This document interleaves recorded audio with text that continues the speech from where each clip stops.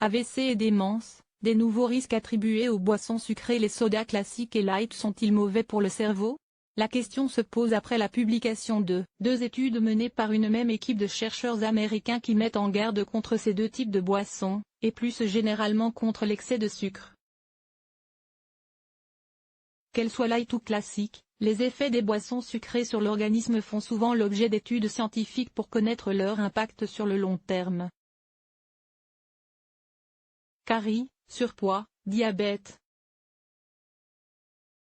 Outre ces risques bien connus, des chercheurs de l'Université de Boston évoquent un autre dommage, qui concerne cette fois le cerveau. Leur étude montre en effet que les personnes qui consomment fréquemment des boissons sucrées classiques, boissons gazeuses, sodas et jus de fruits, sont plus susceptibles de présenter une mémoire moins développée, un volume global du cerveau moins important et un hippocampe plus petit, une zone du cerveau importante pour l'apprentissage et la mémoire.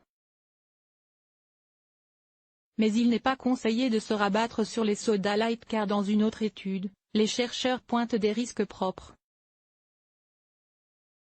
Les adeptes de ces boissons seraient presque 3 fois plus susceptibles de développer un accident vasculaire cérébral et une démence que celles qui n'en consomment pas.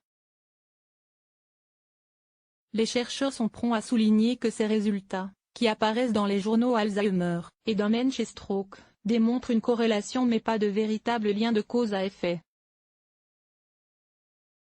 Plus de recherches sont nécessaires pour déterminer comment ces boissons endommagent le cerveau et si ces dommages peuvent être causés par une maladie vasculaire ou un diabète sous-jacent. Ces études ne sont pas exhaustives, mais ce sont des données solides et une suggestion très forte.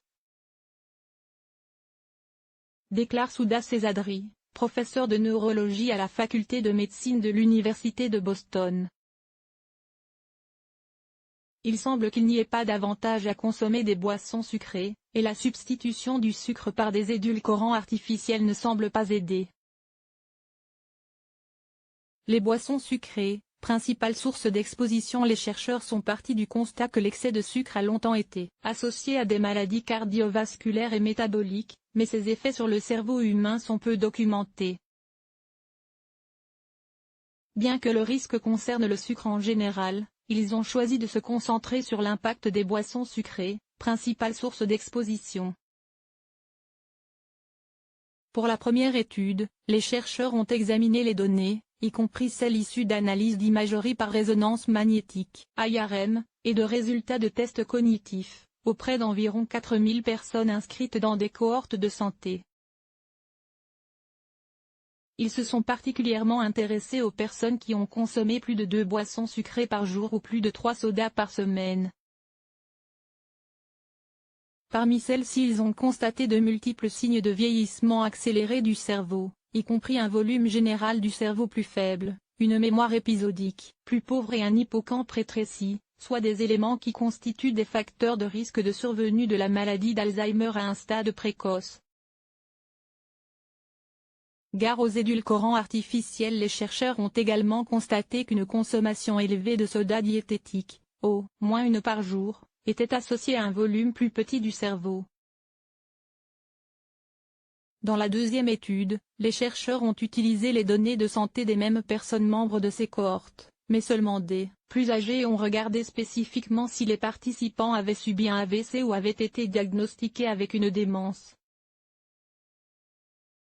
Après avoir mesuré l'apport de boissons des bénévoles sur 7 temps, les chercheurs les ont ensuite surveillés pendant 10 ans, cherchant des signes d'accident vasculaire cérébral chez 2888 personnes de plus de 45 ans ou de démence chez 1484 participants de plus de 60 ans.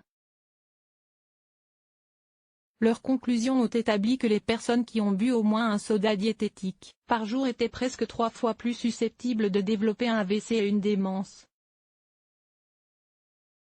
Les chercheurs ne sont cependant pas parvenus à savoir quel rôle le diabète pouvait jouer dans la survenue de ces pathologies. Ce dernier constitue un facteur de risque connu pour ces 2 maladies.